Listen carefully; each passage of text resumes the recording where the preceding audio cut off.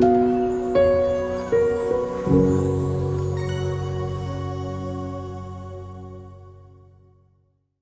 thank you for joining us tonight for the transition series. I'm going to go ahead and let Anna and Terry introduce themselves. And we're looking forward to another great presentation talking about secondary transition planning, A through IEP. Thank you, Lisa. Good evening, and thank you so much for coming to this session of the transition series called Secondary Transition Planning A through IEP. My name is Anna Zierfuss, and I'm a parent navigator and the mentor program coordinator for Stone Soup Group. My co-teacher today is Terry Manning from the Kenai School District, and she serves as the Director of Support Services. So like we said, we're going to dive into this process, and our learning objectives for the day or the evening include talking about the regulations that surround secondary transition planning, examining the components in the process, and then reviewing some resources that might be helpful. So our purpose here is in secondary transition is to prepare students for a meaningful life after high school. And it's going to look different for each student. And as we're talking about transition, we want you to remember that it's a process. It's not a place. It's not a student going and working at a particular job. There's this whole process that allows us to help students get ready for life after high school. So we wanted to just have a little bit of fun today and interaction, as well as build your knowledge. So we're going to do a test your knowledge question, and Lisa and Feather, you can both put your answer in the chat box. Transition plan needs to be completed for a student that turns 15 years old during the life of the IEP year. True or false? So the answer will be coming, and so we'll let you see that as we go along. The reason that we're talking about secondary transition is that it's a requirement with IDEA, Individuals with Disabilities Education Act, and that spells it out what we need to do to support students as they're getting ready to transition out of the school setting. And so you'll hear words like, oh, the student's transitioning from one school area to another. That means they might be going from middle to high school. That's not the same as secondary transition, where it's a set of activities that happen for the student, and it is definitely a process. So when does it start? So every IEP has kind of a term of service, basically. And unless there's a meeting called in the middle of that term, it is for a year. So planning begins during the IEP in which the student will turn 16 years old. Okay, so let's say we have an IEP that was done, that the IEP year started in April of 22, and the kiddo is turning 16 in October of 2022, right? So the transition planning needs to start that IEP year.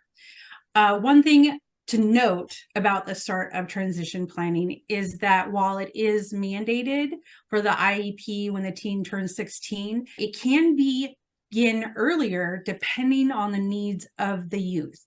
For example, if a kiddo is on a non-diploma track and needs lots of repetition, or they need to get several supports in place beforehand, that planning can start earlier. We have seen it start as young as 12. I have seen it start as young as 12. I know other people have started as young as 14. It just kind of depends on the kiddo, but the absolute basic is that it has to start during that year of 16. So this video is directed towards students.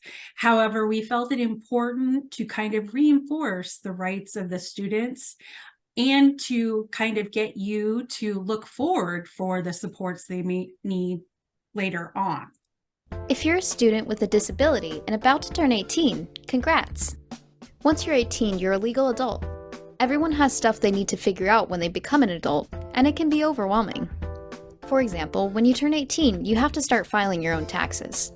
But it's not all bad. When you turn 18, you gain the right to vote too. Because you might not be eligible for supports you had growing up, you'll need to advocate for what you want and need. To figure out what you want and need, it's also important to understand all of your rights and responsibilities. A transition plan can help with this by laying out next steps after high school, like where you will live or if you'll continue your education. If you're a student with a disability receiving special education services, schools are required to work with you on a transition plan, usually when you first start high school.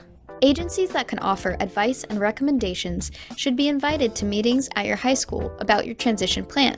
For example, your local vocational rehabilitation office, or VR office for short. Okay, great. So now you have a transition plan. But what happens when you actually become an adult?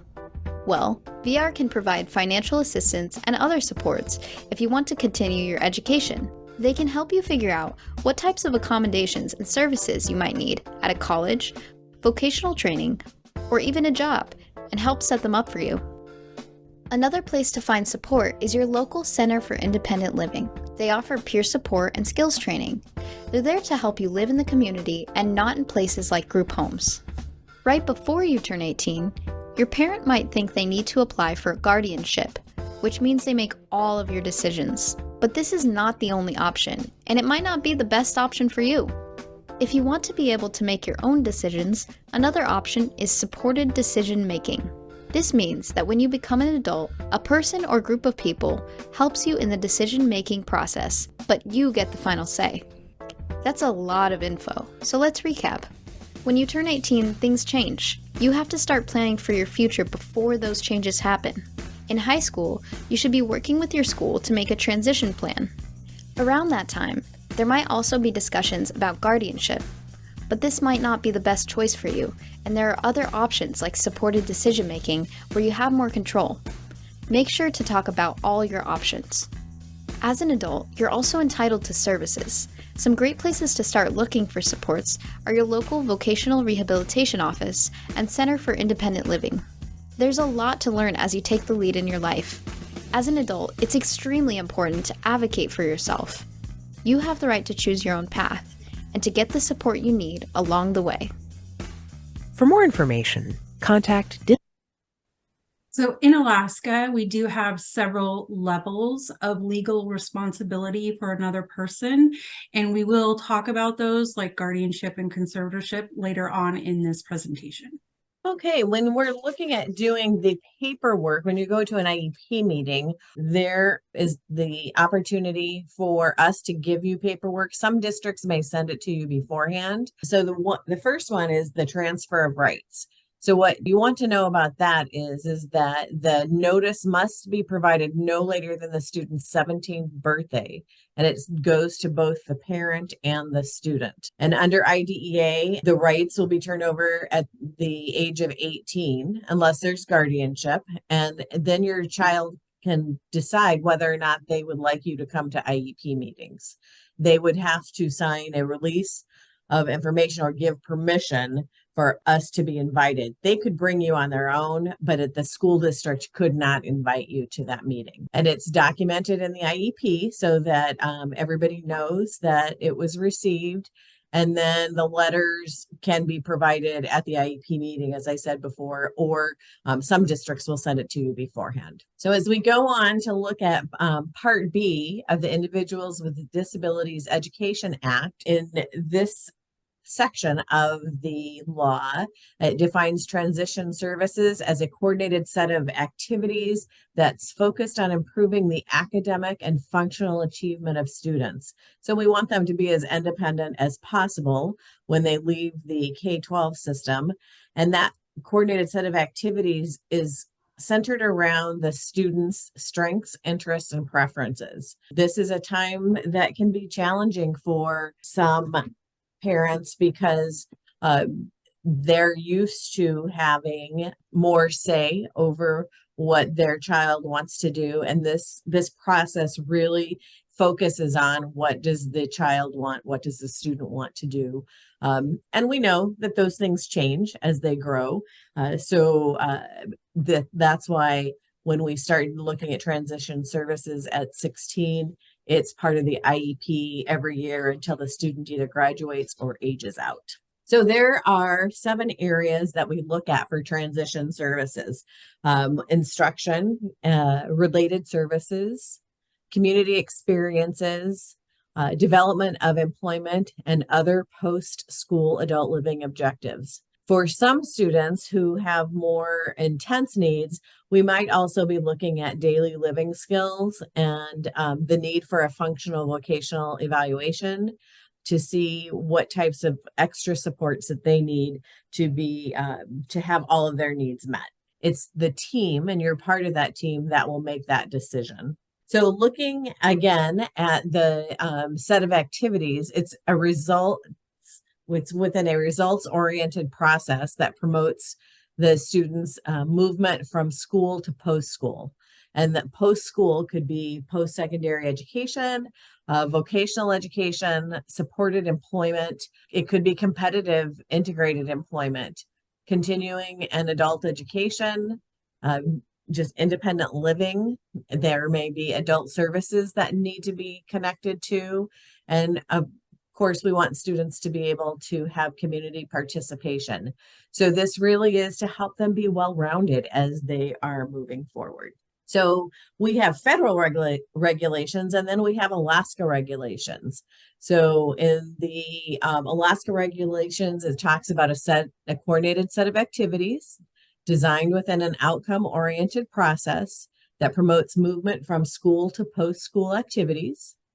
And the school district's primary objective and preferred outcome is to help the child become gainfully employed in an integrated workplace where individuals with disabilities work with and alongside individuals without disabilities, or become enrolled in post-secondary education. And so the transition process for the state is really about that employment or post-secondary education, but it is a bigger process because we also want students to be able to integrate within their community, and it's not just about employment. So now we're going to watch this video on transition planning to give you an opportunity to see and hear more about what a transition plan can and should look like.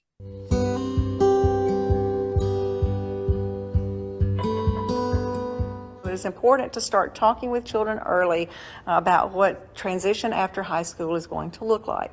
But the transition plan itself must be in place at the age of 16 in the IEP. They should include post-secondary goals as well as transition services. So those post-secondary goals should be very specific, not vague aspirational goals, but very concrete steps that you expect your child to take after high school. It is so important that they have particular steps that they're going to take. What types of services? Do they need to visit college campuses? Do they need to be familiar with how to navigate in the community, how to self-advocate, how to ask for the services that they need? The transition plan should include realistic but achievable goals. For example, some students might say, I want to play in the NBA after I graduate from high school, and they're not playing basketball in high school. That would be an aspirational goal, but one that's not very realistic. But a realistic goal would be to attend community college to get a technical degree,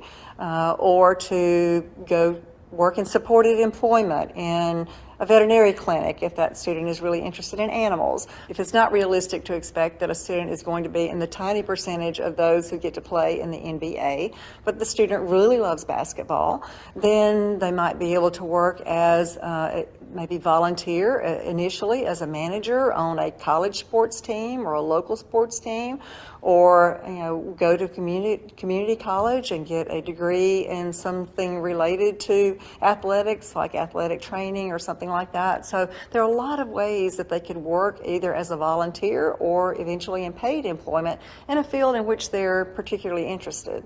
Parents know their children better than anyone. So you know the conversations that you've had, you know what your child is interested in, and you can share that with the IEP team.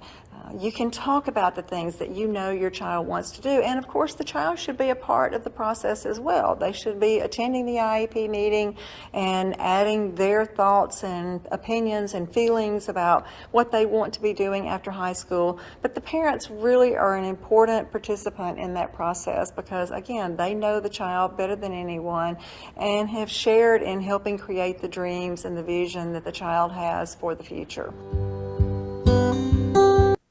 So we really like this graphic because there are so many pieces and parts to the transition process, and it's a lot of different layers moving all at the same time. And this really explains it and shows all of those and how they weave together to make the plan. So it does start with the assessments. So those are age appropriate assessments that really kind of pull out and tease out those interests, preferences, and strengths. Then looking at their present levels of achievement in their IEP, usually from like their standardized testing, looking at their measurable post-secondary goals, those ones that are realistic rather than aspirational, and kind of setting out, what does it take to get where we want to go?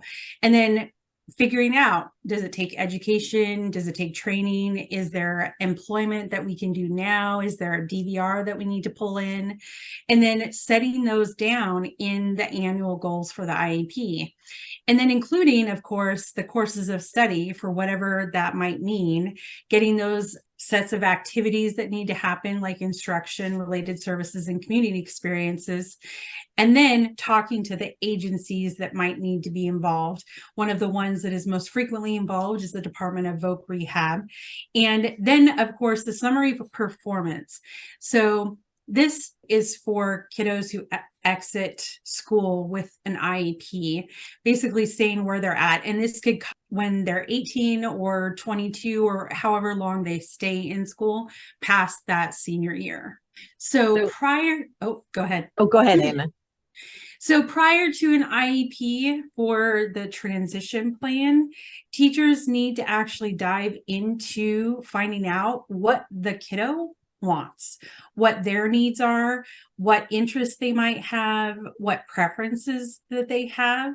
And they need to do it through age-appropriate assessment, through interviews with the students, the parents, and there are things called interest inventories where they can actually go through and find out kind of what sounds interesting to them and what doesn't.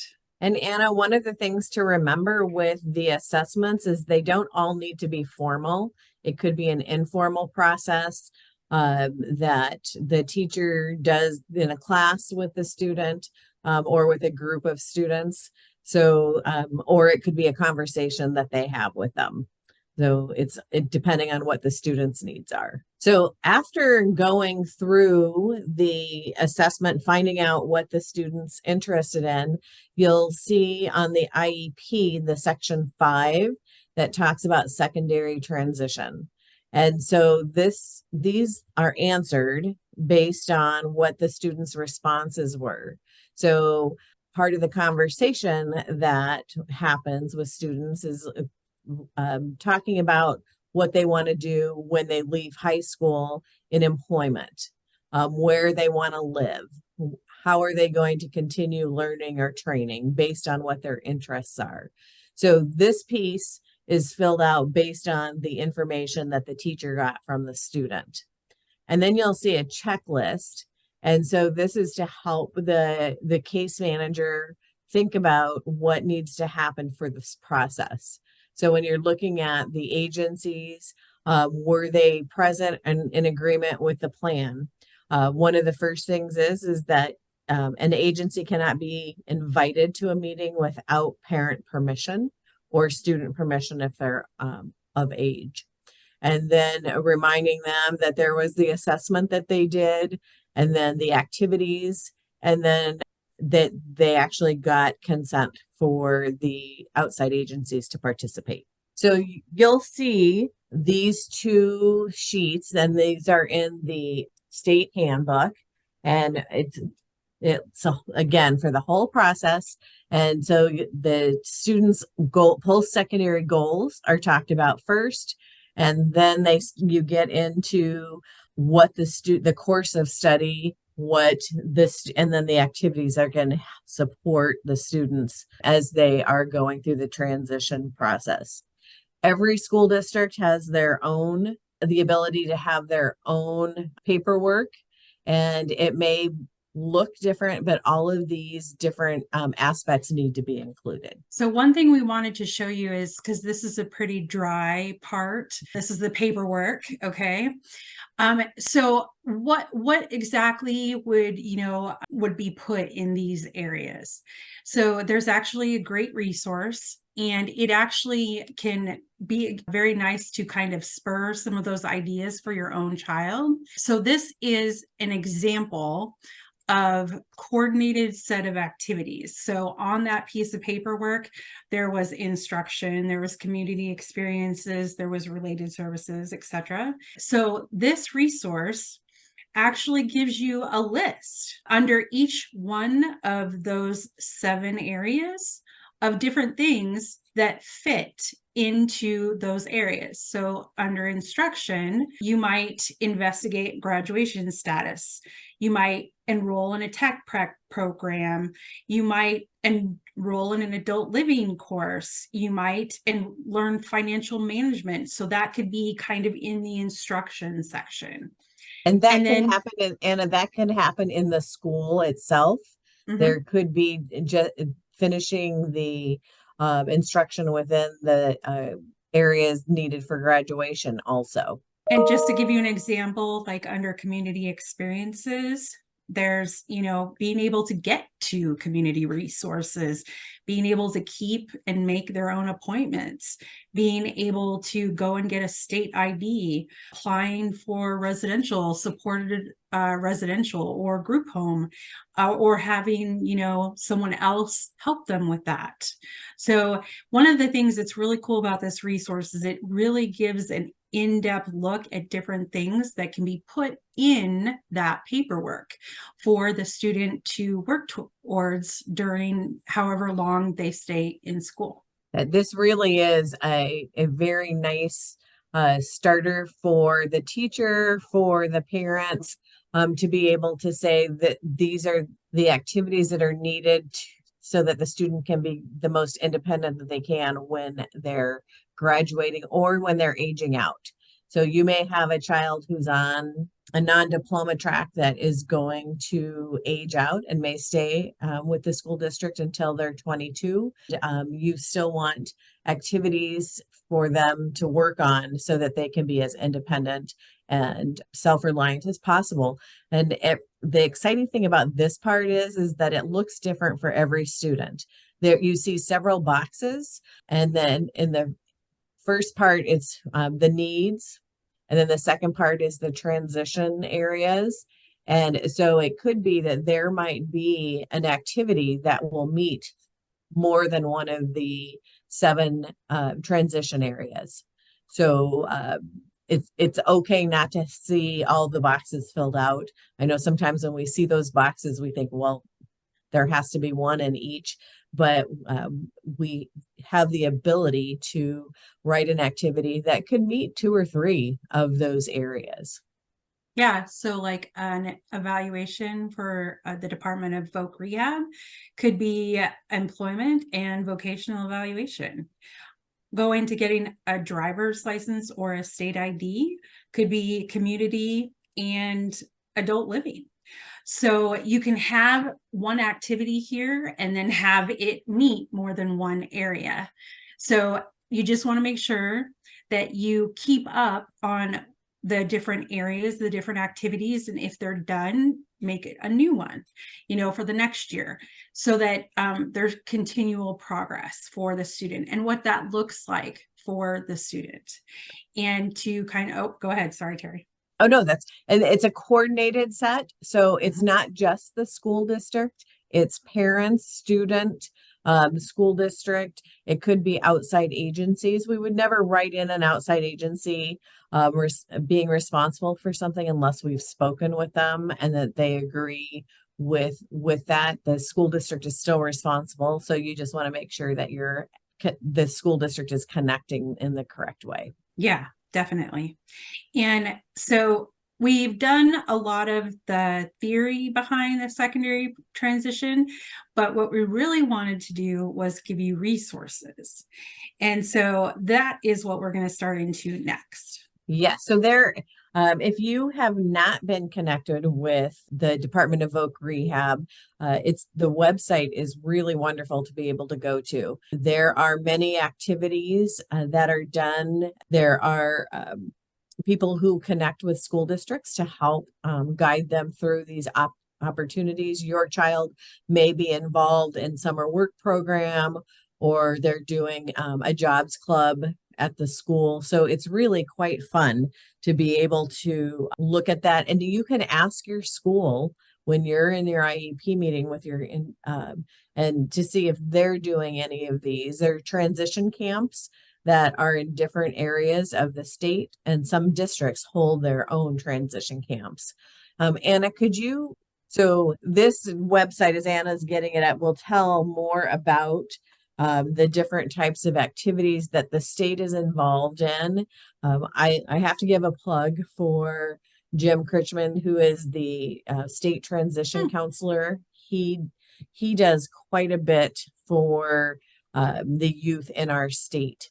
And with these different activities, he is able to fund many activities. There are virtual transition camps. There are transition camps that are in person. There are different pathways from school to career that the state has set up with these funds. So it's really exciting to be able to be a part of those activities. So you might hear your student talking about school store, and that's where there's some type of entrepreneur activity going on at the school. Students are raising money, and then usually there's some activity connected to it. The summer work program is really nice for students working during the summer. Here in Kenai, we have a teacher who has just done a really nice job of getting the process down, inviting students to participate, getting the paperwork done, and then they get paid throughout the weeks that they're working in the summer. So this is Picture Your Future. So this is something that was recently put together by Jim Critchman, who works at DVR. And it is kind of a pen and paper type of interest inventory. A parent could work through this, or a teacher can work through this, or a student can work through this on their own if they want. It kind of helps them understand the different things that they might need or want or are interested in, and kind of dives down into some of those interests, those needs, those preferences that we've talked about. I don't know if this is going to work since the last one didn't work, but we'll see. Yes, it did. Awesome. So this is the PDF version of these, and I'm going to make sure that all the links in the slide deck are accurate and work for you before I send those out. So this just goes through and talks about the transition plan. What is it, setting SMART goals, how to do it. So an example, I'm going to wash and fold all of my dirty clothes before dinner.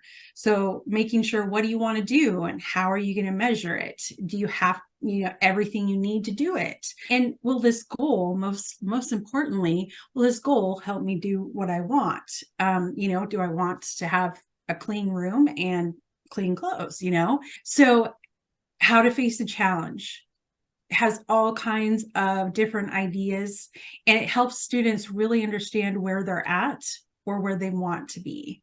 And it really too is about giving students a broader look at what's available. I mean, they don't realize that their view is like this. Our job is really to open up the view for them to think about the possibilities.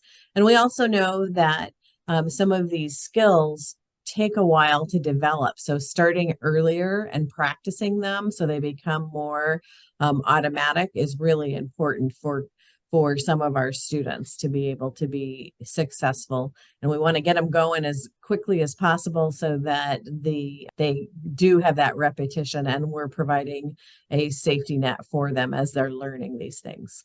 So one of the cool things, there weren't a lot of cool things about the pandemic, but one of the cool things about the pandemic was that before the pandemic, there weren't a lot of resources when it came to secondary transition. And it was like everyone during the pandemic decided to come up with all these resources. So now we have all of these resources for secondary transition planning, which is amazing and wonderful.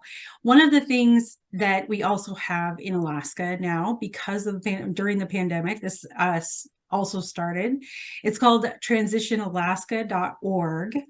So this is a collaborative effort between the Department of Education, Department of Vocational Rehab, and the Special Education Consortium, CERC, in the state. And it does have different portals, as you can see from the thing. And you sign up, and then you go into the portals. It has webinars, it has stuff for students, it has stuff for educators.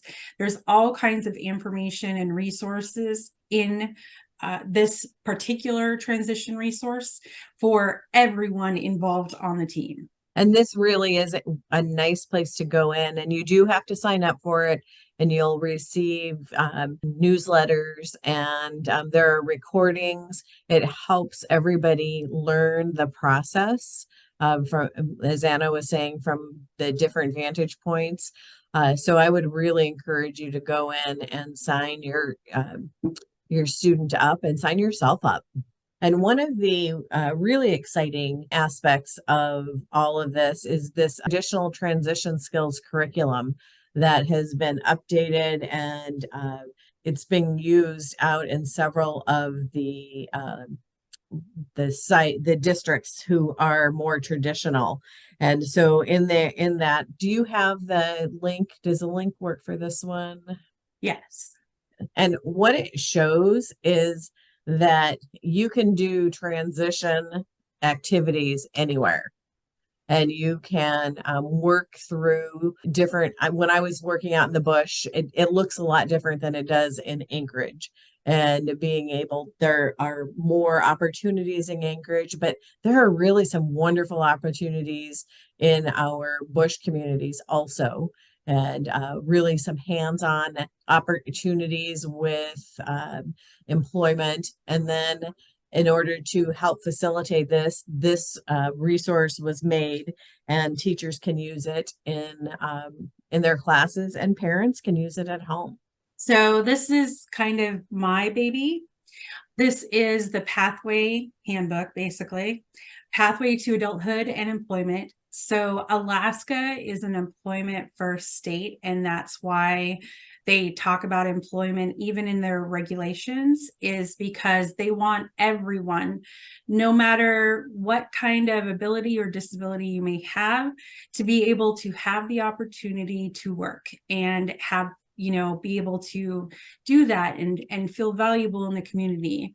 So this guide is put out by the Governor's Council on Disabilities and Special Education. It does have the employment focus, like I talked about, because of the employment first state status, which was signed into law in 2014.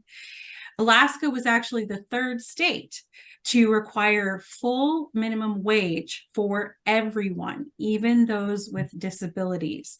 There are actually still a lot of states down in the lower 48 that do sub minimum wage for people with disabilities and servers. While this guide is focused on providing everyone with the opportunity for employment, it also contains a wealth of other helpful resources.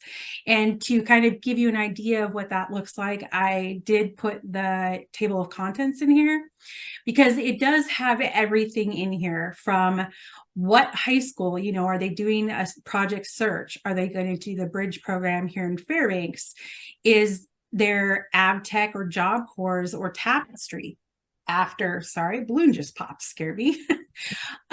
There's scholarships. There's more information on the supported decision-making agreement, which is the less than step for the guardianship.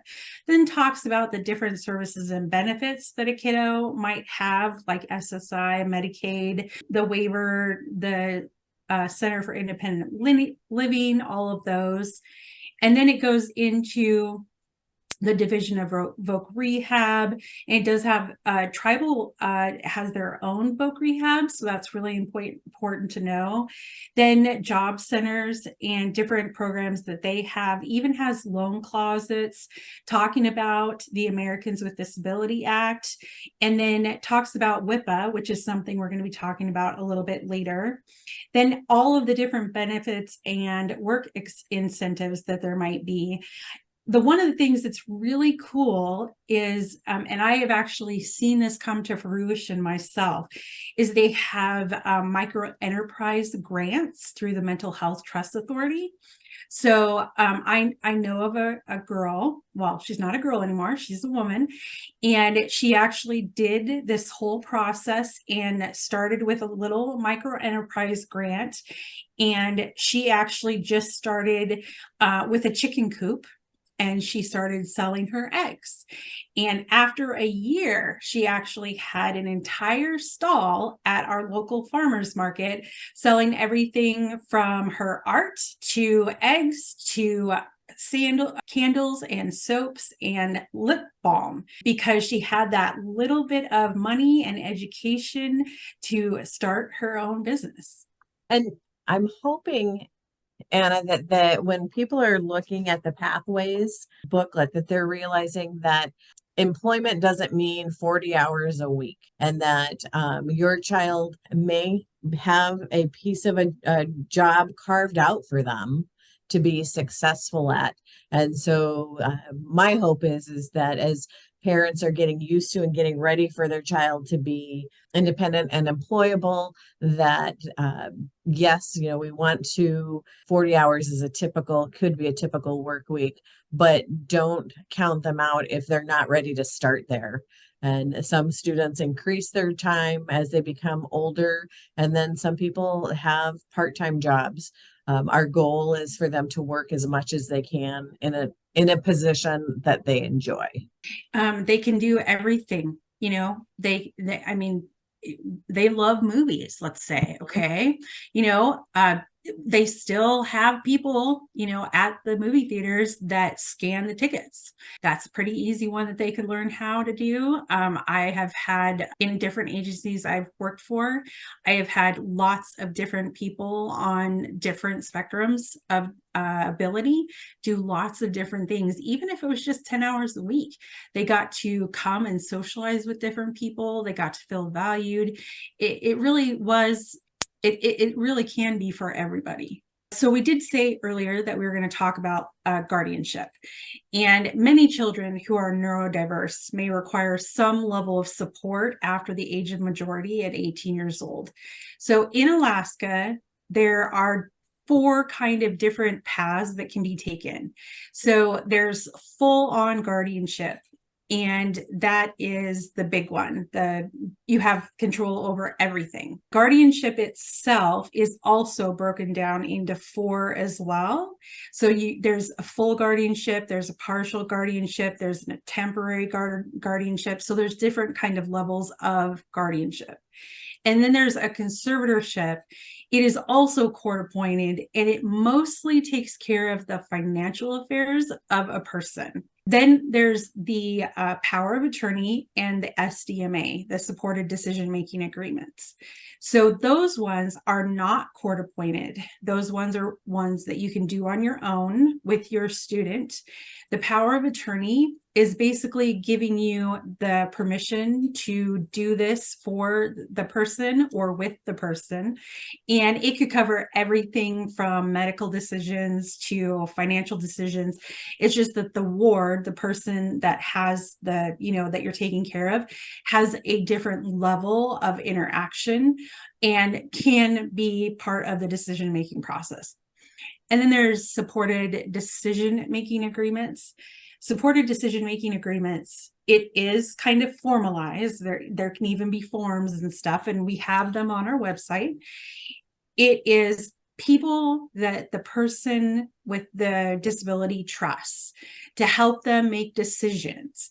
And so they might have one person who knows a lot about housing in their area, and they have one person who knows a lot about finance and one person that knows a lot about medical stuff. And so they have these different people, or all of them can work together as a team to do research, build ideas, brainstorm with the person who then finally does their own self-directed and person-centered decision.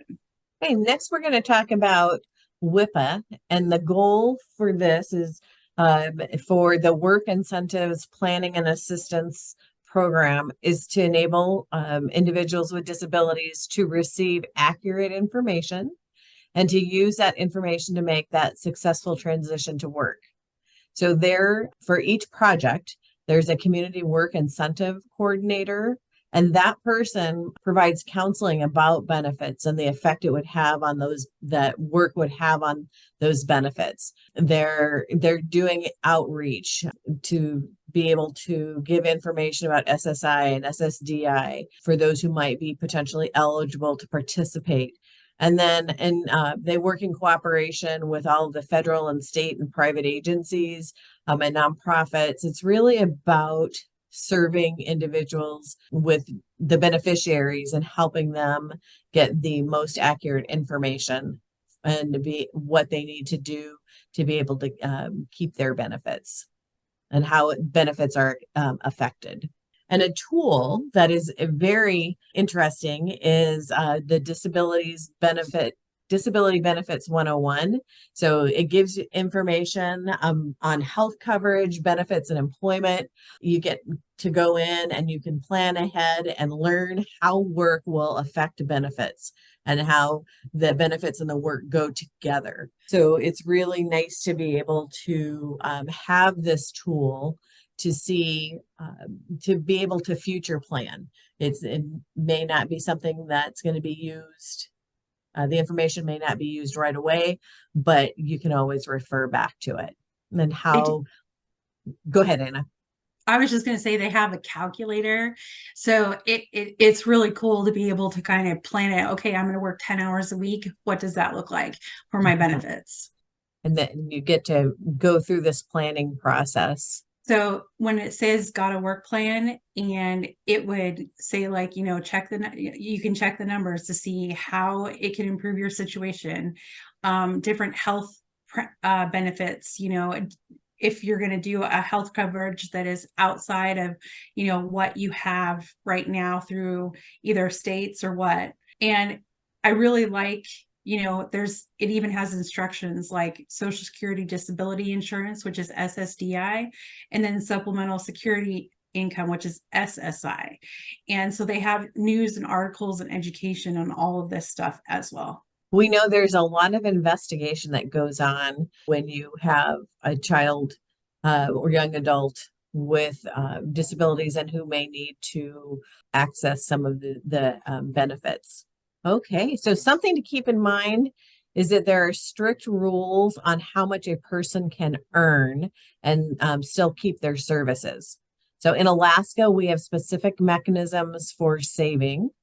One is called the ABLE account, in which a person with a disability can use it to build a reserve, but don't count against them for their Medicaid or SSI benefits.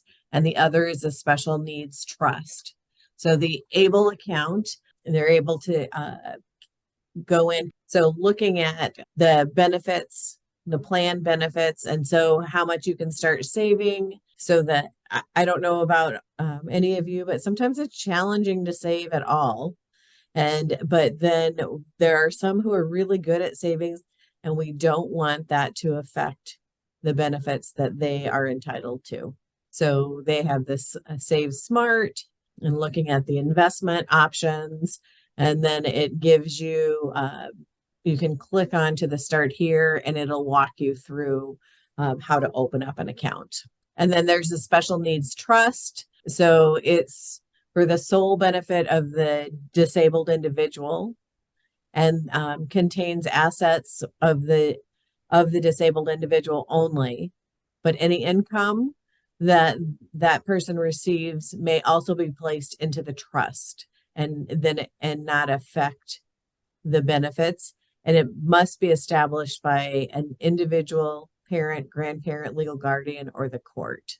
So we wanted to give you kind of a side-by-side between the ABLE account and the Special Needs Trust because they're very different. The trust can actually cost money to set up, and the earnings are taxed. It does not have an effect on means-tested benefits like Medicaid or SSI, but it can be spent broadly on the person with a disability. It typically does have to be owned by a family member. It cannot be owned by the beneficiary. And it is more of a long-term investment. Ease of accessing the funds can be kind of difficult. Then any funds remaining after the beneficiary passes away go to the estate or probate.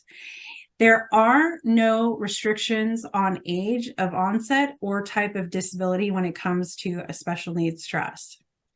Now, an ABLE account is relatively inexpensive to set up. In Indiana, you can get started with as little as $25, and I think that's for Alaska as well. It does grow tax deferred. So distributions are tax-free for approved expenses, and it does have that listing at the ABLE account website. And so you could not have to pay any taxes on this money as long as you're using it for approved expenses. It's the same thing when it comes to that means test. It does have, up to $100,000. So you can kind of put it, money away and still keep your SSI and your Medicaid. The funds must be used for a qualified disability. So they actually have a list of disabilities that can be used. Now, the account ownership can be set up and owned by the beneficiary of the account. And they can get frequent access to the account for different things that they might need. The big thing is that upon the death of the beneficiary, any funds remaining in the ABLE account may go back to paying back Medicaid. So if they have been on Medicaid for any time in their life and they have an ABLE account when they pass away, those remaining funds might be actually taken by Medicaid. So a big thing right here on the age eligibility, right now it says individuals with significant disabilities by the age of 26.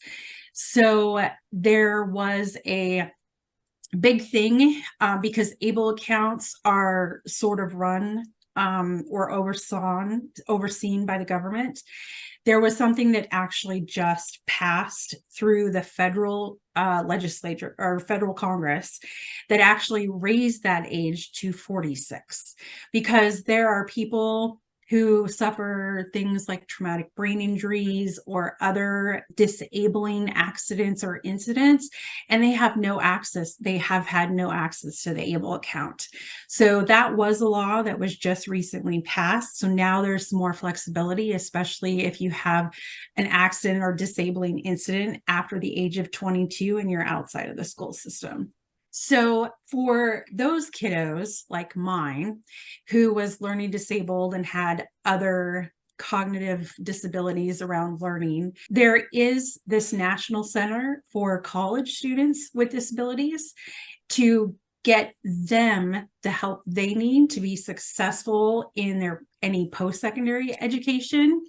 And they do help all students, undergraduate and graduate, with any type of disability, chronic health condition, or mental or emotional illness. It is free. It is good for students, parents, families, high school and college educators and staff, and even higher education faculty and staff have access to this as well. So one of the things that's really cool about this is that they have like a listing of the disability services offices at the, let's say, you want to go to UAF or UAA or UAS. It'll tell you who to contact at the disability services office for your particular university, or maybe you're going to community college and you need a little extra accommodation. So, it gives you all of this, and it does everything when it comes to, it can do everything from publications you can read to different federal agencies that work on disability and higher education. So this is a really, really big one when it comes to resources, and almost nobody knows about it. And so we'd like to make sure that those kiddos who are not as severely impacted and just need those kind of accommodation level supports, know that there is actually support out there for them as well. So Anna, that brings up a great point, that every campus, college campus, has a disability center, but many times students don't realize that it looks different in the post-secondary world than it does in the K-12 world.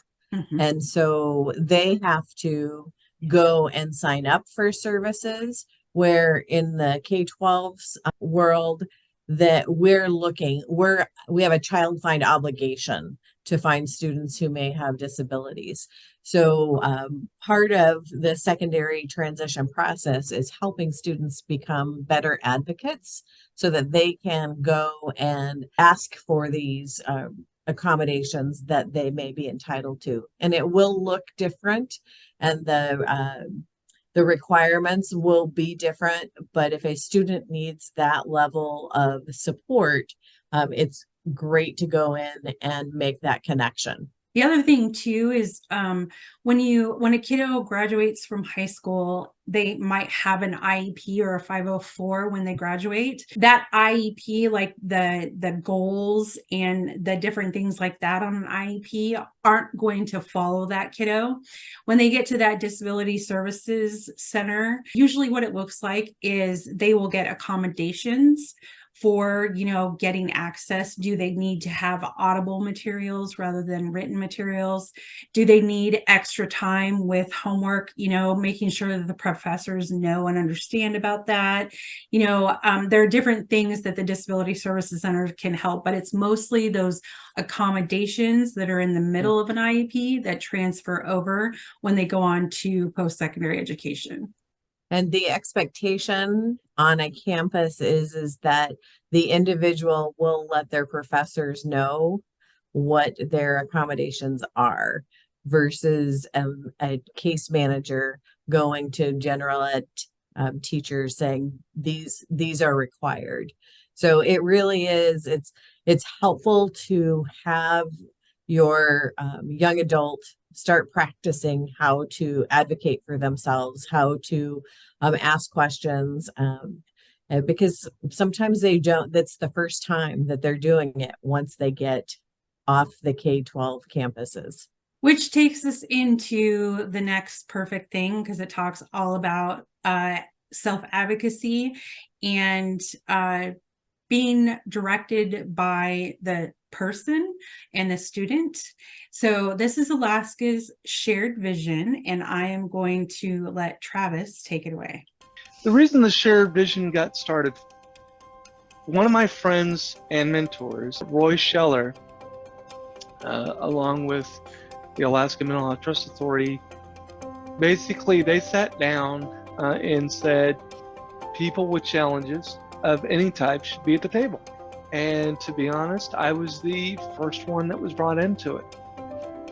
I can remember sitting around the table, and Roy turned to me and said, "What would your ideal life and your vision be?"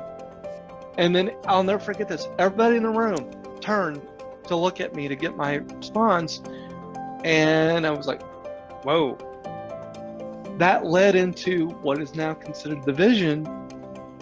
The shared vision is Alaskan shared a vision of a flexible system in which each person directs their own supports based on their strengths and abilities towards a meaningful life in their home, their job, and their community. The shared vision, in a nutshell, is people with disabilities living the life they choose and the supports they direct. What was always exciting about it was that there was such a focus on potential and strengths and likes and wants and desires, right? Like all very positive things. There was not the emphasis on deficits and how to overcome them. And for the focus to really be towards the future. The shared vision, it's so important, and it's things that we all want to do as teachers. And I don't think it's extra work to implement the shared vision into your program in your classroom. You know, helping create a healthy environment for students to grow and learn, and then grow those skills across all environments so that way they are comfortable of pushing out into adulthood. Thinking of one student in particular, he was actually one of the first students that I had all 4 years. So he was a freshman my first year of teaching. Somehow through the days of school, Mr. A would have learned, you know, oh, well, Alex likes to count, you know, so then this volunteer job came up of counting inventory. For me as a teacher, it was a lesson that I learned advocating for him and giving him that opportunity, and it made me realize that I definitely need to support and help advocate for students to find those opportunities. And now later on as a teacher, right, like I can hear those things and be like, oh, this student's really good at something like this, hey, you should try this, and help encourage and connect those opportunities with families and students. I believe that a teacher can help support the shared vision with their students by really getting to know their students, getting to know their interests, and really listening to their students. We want to be sure that we're supporting and encouraging our students to participate meaningfully in their home and in their communities. One way that we can help support them in this effort is by developing culturally responsive transition plans and activities for our youth. You know, if it's something that they're interested in and doing subsistence and living a subsistence lifestyle and supporting themselves that way, you know, taking them on opportunities to experience that lifestyle, getting them to talk with elders in their community about what it means to live a subsistence lifestyle and support their family and themselves in the future. And all in all, just encouraging our students to develop their cultural identity, their connection, and their participation in these activities as they transition into adulthood. As a teacher, I think that the shared vision is something that's so important and so useful for students and families, and there's a lot of resources, not just for the students and families, but for teachers as well. And there's a wealth of knowledge within this state and different groups and stuff, and so just being able to reach out and ask. My name is Mary Middleton, and I'm the Executive Director for Stone Soup Group. So we are Alaska's Parent Training and Information Center, providing support for families who have children eligible to receive special education services. When your child enters special education services, families meet that special education teacher or support staff, and the expectation is that your IEP team and your special education teacher are the experts, and they know everything that's available for your child and all the supports and services that are out there. And that really maybe is an unfair expectation. And so Stone Soup can really help to kind of bridge that gap between making sure they have what they need during the school day and then connecting them to things that can be supportive outside of the school day, and making sure that they are applying for things that they're eligible for and kind of understand everything that they might benefit from. I am the CEO of Cindy and Vic's R&R Inc., and we are a service providing agency. When people come to me, they've graduated by now. And what I'd like to see is that when somebody from a transition program or from high school came into the program here that we provide, I would be able to say to them, what do you know about being a self-advocate? And they would be able to tell me, oh, that's somebody who knows that, you know, their voice matters, and I know how to ask for the things that I need, and I get to, you know, choose the services that I want based on, you know, the things that are important to me in my life. So I'd love to see our next generation of people who are graduating high school know what a shared vision is and know what a self-advocate was, and that they are it. The vision statement is there It says for developmental disabilities, but I would argue it's for everyone. Doesn't matter whether you have a disability or not, because you're getting to help yourself live the life you choose with a support network around you that you direct. That's when you've done your job, and that's when you've started realizing the vision is possible. How do you support on shared vision, and how you make it into actions?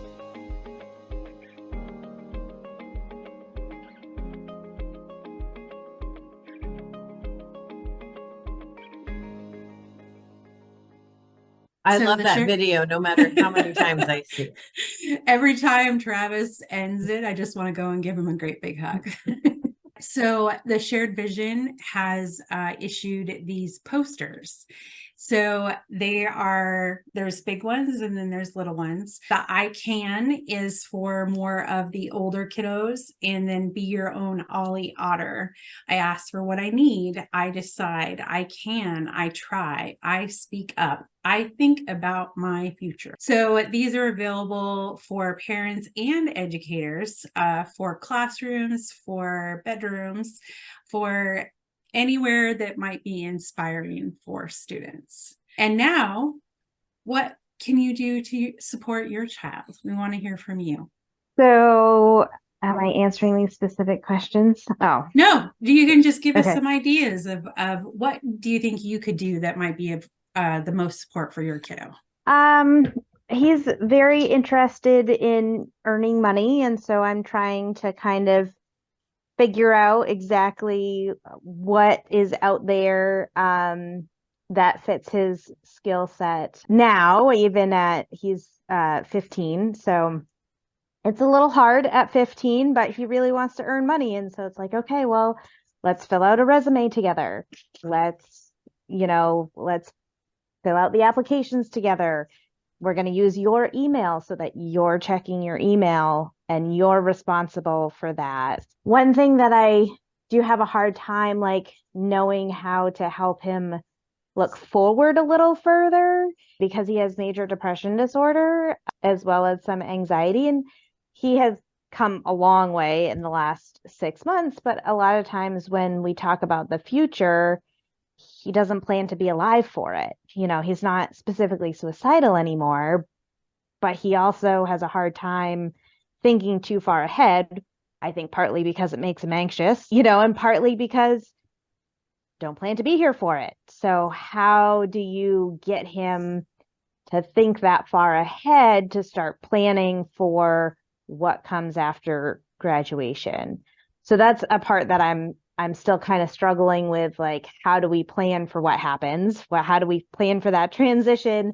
Looking for his strengths, he's super social. And so it's some sort of customer service type job, those types of things, trying to guide him without dictating or telling him, this is what you have to do. I have told both my kids for a long time, my goal for them is for them to find a job that they're happy with and that can support the lifestyle that they want. They don't have to make a ton of money. You want to work at McDonald's and that supports the lifestyle you want? Go for it, So trying to help him feel in control, it's up to you, buddy. His disability, on top of the major depression disorder and mental health stuff, it's, ADHD. So he's very high functioning and very capable, but easily gets overwhelmed with all the possibilities. So trying to not ask him so many questions or put so many ideas out there that it gets overwhelming. I don't know. That's, I guess, kind of some of the stuff that I've been trying to work on anyway. Well, and that's great because we know that kids are kids, and at 15 and brain development that they have to practice those things.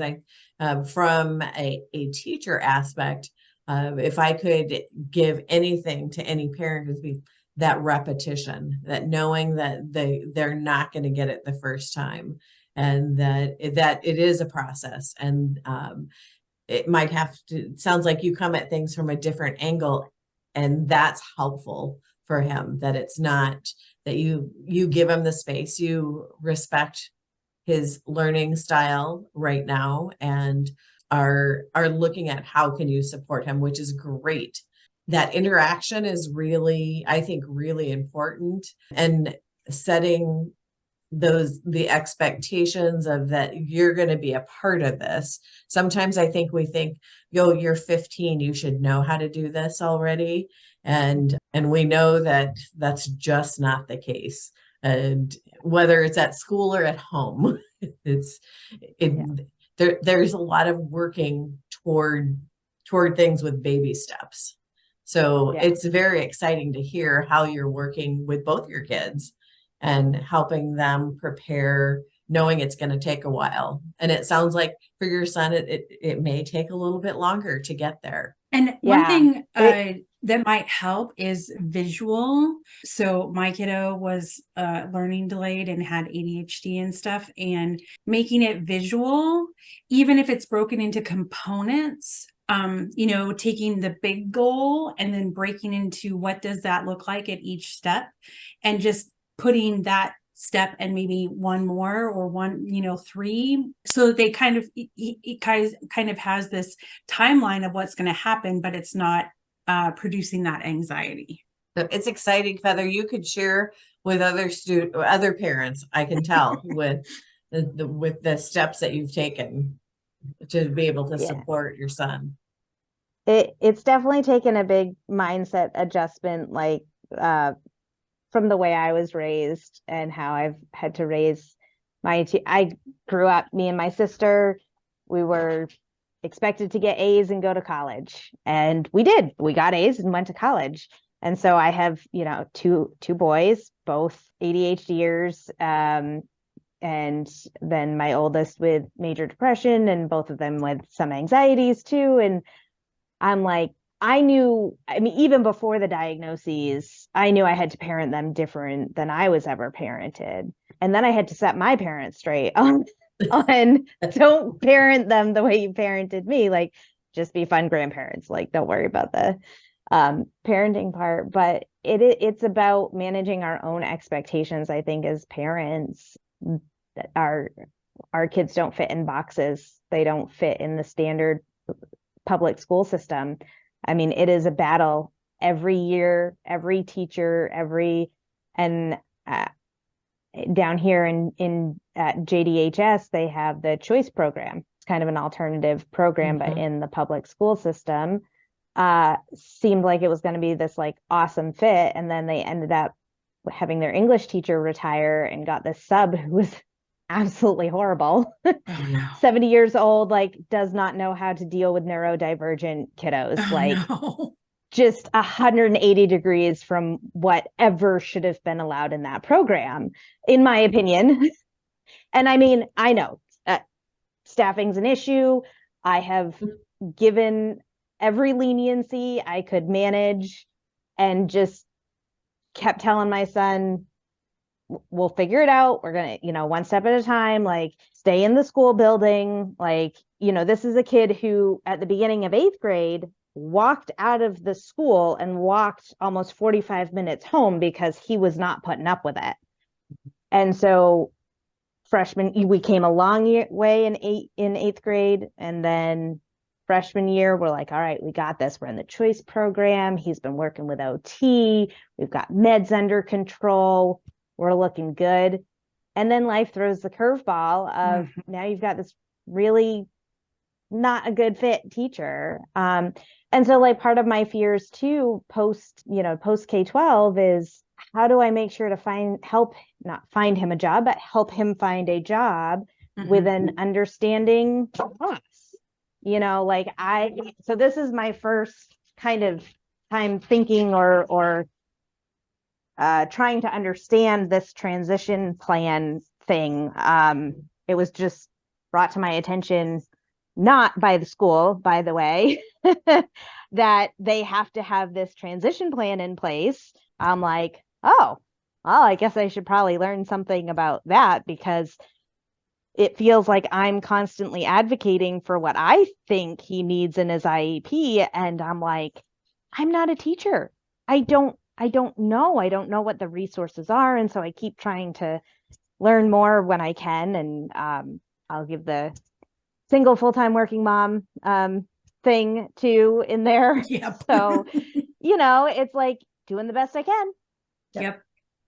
And you keep hoping that the school is going to guide, and some are better than others. But his occupational therapist was honestly my biggest godsend down here. So, it's about finding the resources. So I keep trying to be like, oh, well, what kind of resource can I find for this? And because we were struggling so much with this teacher, that's how I came across Stone Soup Group. I'm like, I don't think they're following his accommodations. Like, how do I hold them accountable? And, so I started Googling and came across your group. And so I just met with one of the Stone Soup, Brianna, recently, and she has enlightened me to a few things.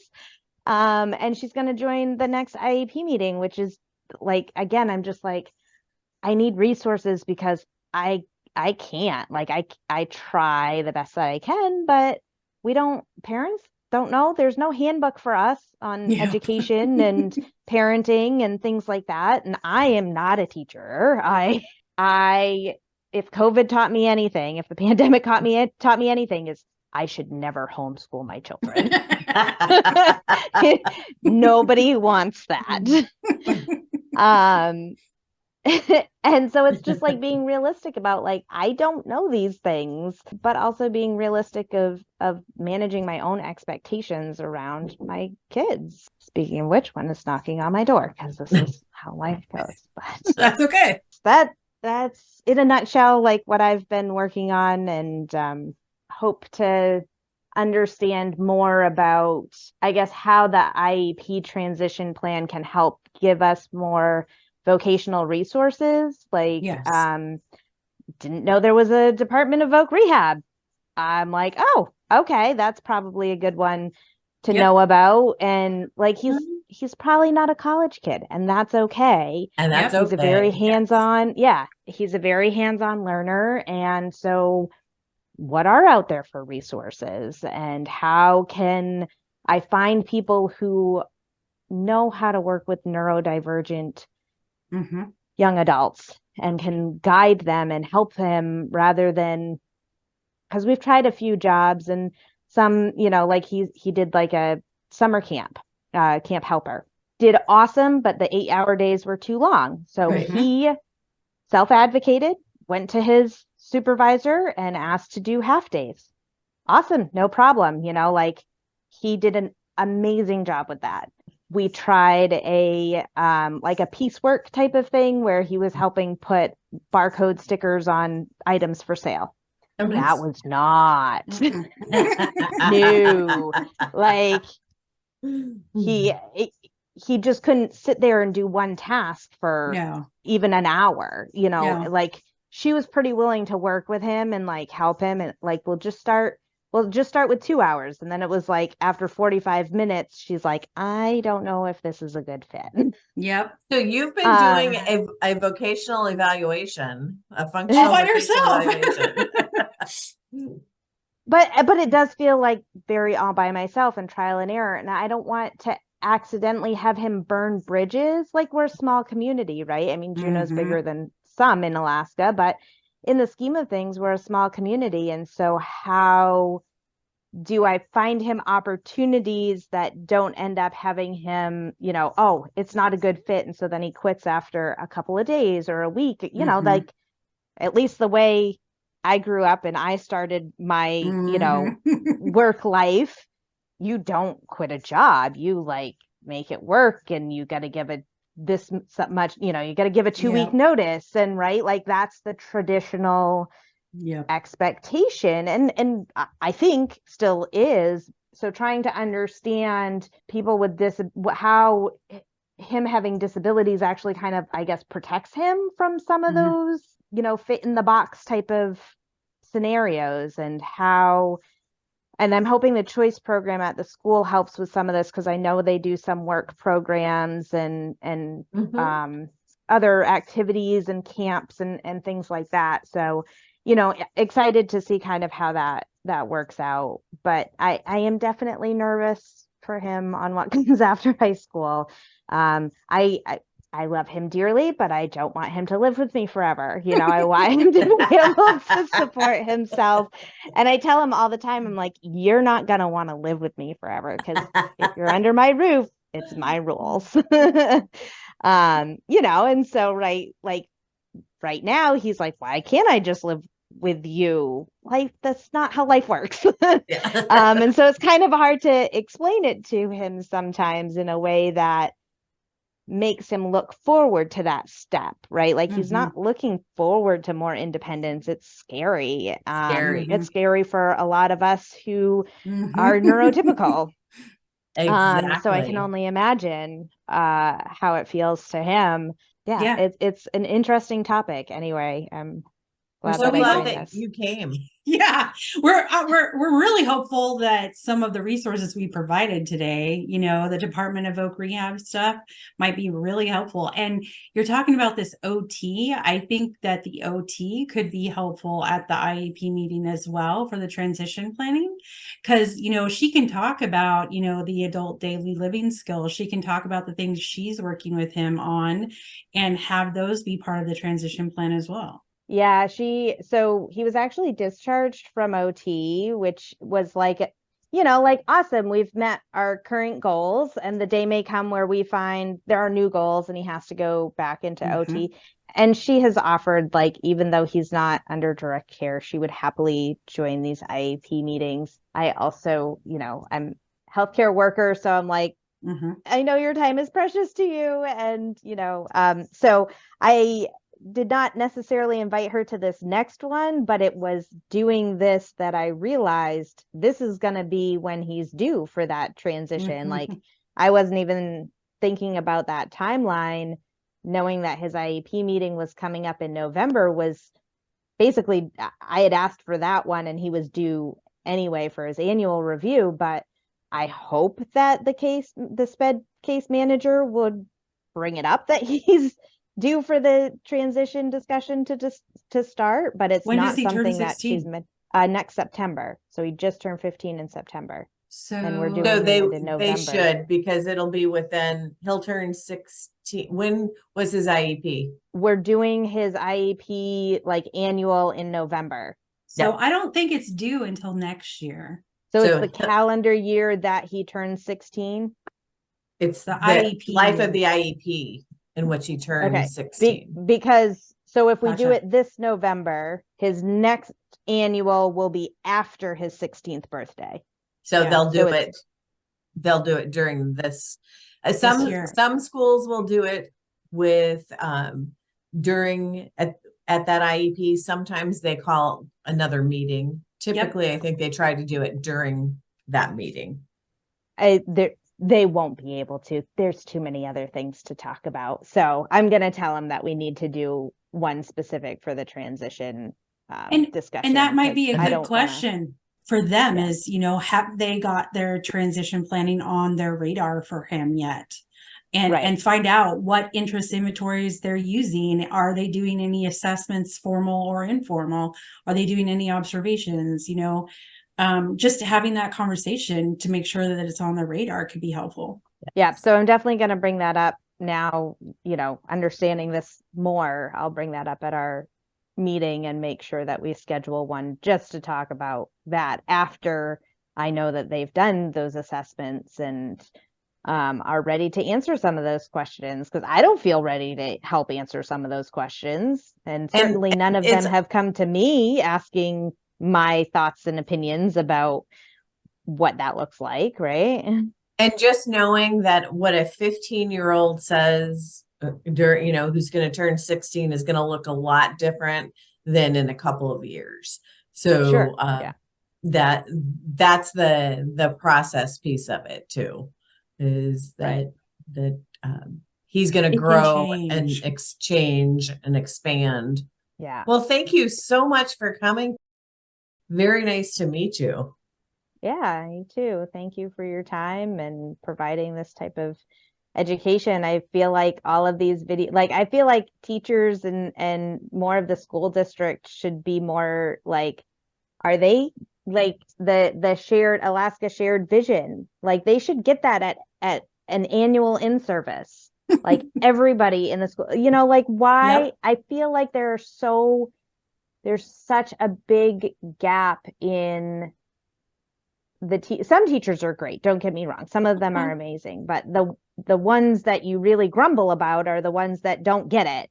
And so how, like even this teacher, I wasn't advocating for the teacher to leave. I was advocating for the teacher to get training, like train him on how to work with neurodivergent. Like if you don't have a choice but to hire this person, like have them meet with the mental health clinicians and get education on how do you deal with these people. Like people can be trained even at 70 something years old.